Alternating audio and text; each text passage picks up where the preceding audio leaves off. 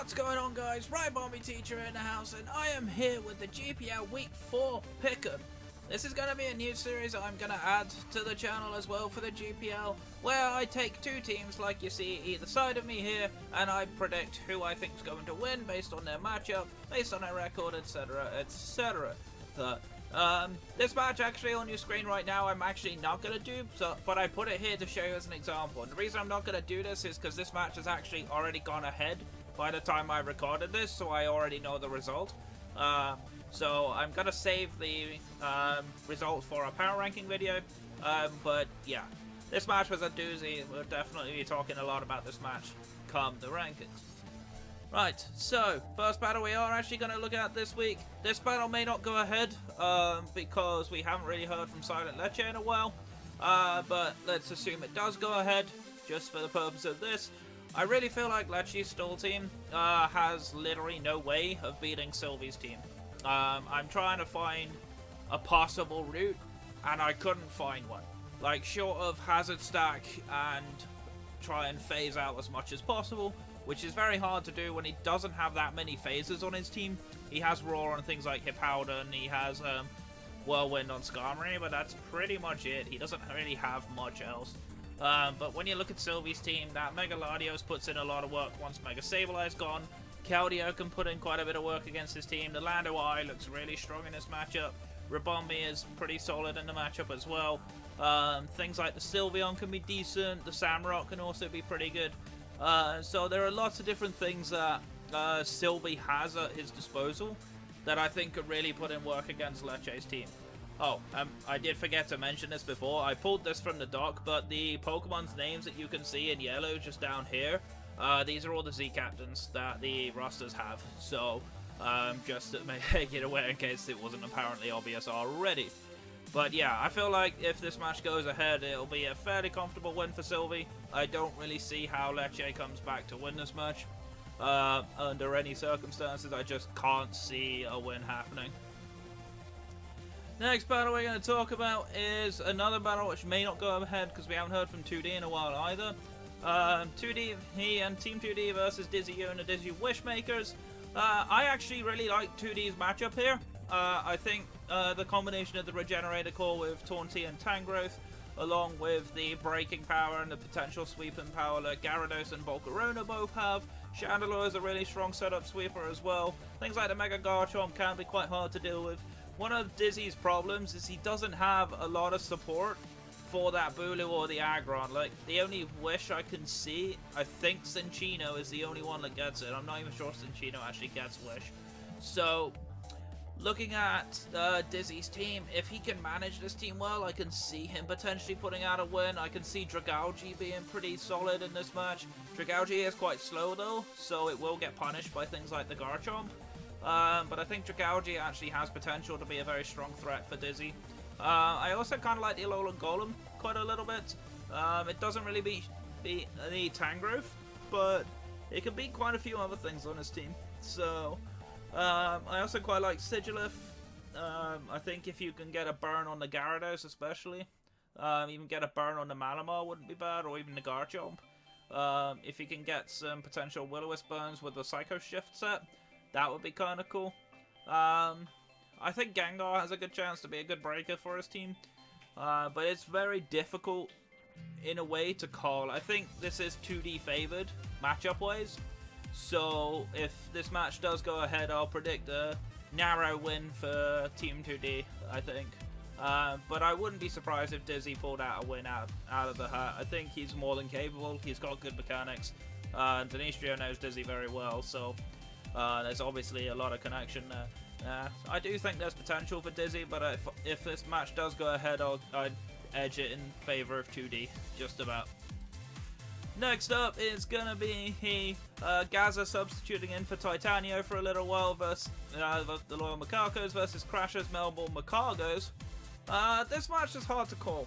I'm not really sure who is ahead. I do really like the Loyal Macacos team. I think the Mega Lopunny combined with the Blacephalon hits incredibly hard. The Aero is also really fast, so it can potentially put in work against Crasher's team. I do like the Jirachi quite a bit for Crasher though. I think Jirachi has an okay matchup. I also like the Zygarde 50%. I don't see the best Mega Lopunny answer outside of that Tyranitar, but Tyranitar doesn't really want to take a fighting type move. I don't see a good Lopunny answer on Crash's team, which may end up being the stumbling block. I mean, you could run like an Intimidate Gramble, but it would have to be max attack, I think, for Play Rough to kill. I haven't done the calc on that, but I know Gramble doesn't have the best speed tier, and I know Gramble's attack is decent. It is his best stat, but with Mega Lopunny outspeeding, it can, and actually probably two-shots the Gramble, I think it's very difficult for the Gramble to win that match on its own. So he's going to need a couple of answers, and I don't necessarily see super good answers. I mean, Mandibuzz can kind of soft-check it, but it doesn't really flat-out beat the Lopunny. So I think that may be the stumbling block for Crasher, so I'm going to edge this match ever so slightly towards Gaza, but Gaza actually has obviously never played Draft, to my knowledge, so it'll be interesting to see if he can manage his lack of experience but a decent skill set against another player who hasn't got drafting experience but is a phenomenal battler. So this match is going to be close, but I'm going to edge it just slightly towards Gaza because I think the Mega Lopunny may be too much of a problem. Next match, we're going to talk about my match, because this match doesn't have too much to talk about, I think. Krimpix, of course, is bottom of the league right now with a bad differential, and he's currently winless. He is new, completely brand new to competitive Pokemon, so he's learning on the fly, and this is such an awful time for him to play me, because he's gonna know, like, I'm probably gonna have an answer for everything for him, and that can be very frustrating as a new player, because you don't quite have the same knowledge that someone else has got, and that experience can definitely pay off. That being said, though, my matchup against him isn't super great. It's decent. I think I've definitely got some big answers for his team, but he's also got some big answers for my team, and it'll be interesting to see what kind of team he brings. He has changed his team quite a bit every week. He has bought a couple of Pokemon every week, but he has made changes to 2 of his Pokemon at least every week, so I'll be interested to see what he opts to bring against me. But I feel like right now, this is a bad time for him to play me. Later on in the season, hopefully I might have already secured playoffs by then, might be a better time to play me, because I won't be as, like, try-hard, if you like. But I feel like right now, I think I may just have a little bit too much for him as he is right now. If he does carry on improving as he has been, though, he will become a problem later on in the season, just not right now as far as I reckon right now. Third from last match we'll talk about is a battle between 2 very good friends of mine, of course, Denise Gio, Commissioner of the League, and Huddle Penguin, a very good friend of mine, who I've been working with a lot over on Twitch recently. Super cool guys, both of them. On paper, I feel like this matchup is kinda heavily geared towards Huddled, because while Denise Gio's got a very fast Pokemon in that Mega Beedrill, his speed tiers are a little bit slower than Huddled's. Huddled's does have a couple of slow mons, notably that Electros, of course, not a particularly fast Pokemon. But in general, outside of the Mega Beedrill, Denise Gio's speed tiers are lower than the Zardex, it's lower than the Espeon, and quite a few like speed tie around the Mamoswine speed tiers. So it's tricky. It's a hard one to call. If the Beedrill is able to get set up, I think it wins. But if the Charizard X gets a +1, it beats the Beedrill. So I'm not sure where to put this. I think on the basis that I think I like Huddled's matchup a little bit better, I think I'm probably going to edge this as a narrow win towards Huddled. But both of these players are very good battlers individually. Denise Gio is very experienced. He's run draft leagues before. He's been in draft leagues for quite a while.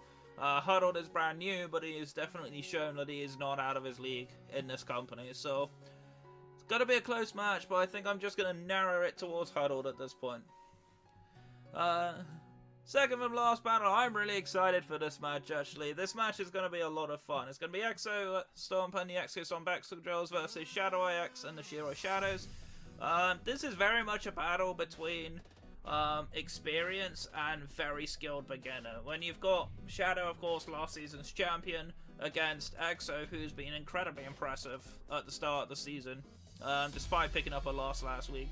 I think Exo has very good team builds. I like his team in general. I like the Tapu Koko Harlucha draft because it's a fairly simple draft for a starting player, but it's so powerful it actually breaks a lot of teams. And I actually really like the Koko Lucha matchup quite well against Shadow's team, especially with things like the Tapu Koko. You could potentially bring a Scarf set. Could also bring a spec set, which would hurt Shadow's team quite a bit. Harlucha, of course, getting that Unburden boost is a brutal sweeper. It does get quite a lot of coverage moves. It hits quite a lot of Shadow's team.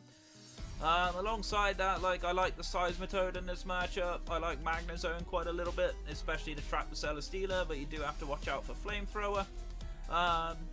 I also actually like Cloyster quite a bit, and Mega Glalie as well, because Shadow has a bit of a problem with Ice, especially with Zydogo. Glalie getting Ice Shard actually one-shots Zydogo most of the time, so I'll be interested to see what both brings. Denisio mentioned in the Power Rankings video, of course, from last week that Shadow's bringing some fire sets this week. I know what Exo's bringing this week, because I had a little bit of input helping him build his team. Not much input, has to be said, not much. I only made like one or two little tweaks.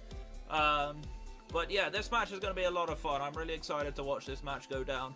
And it will have a bit of difference for the Power Rankings as well. They're both very similar positions right now, so we'll see what happens. But the last battle, the one I'm most hyped for this week, is going to be Transall and his Hectic Hydreigons versus Agoshi and Team Agoshi. Of course, Transall undefeated with a massive differential right now.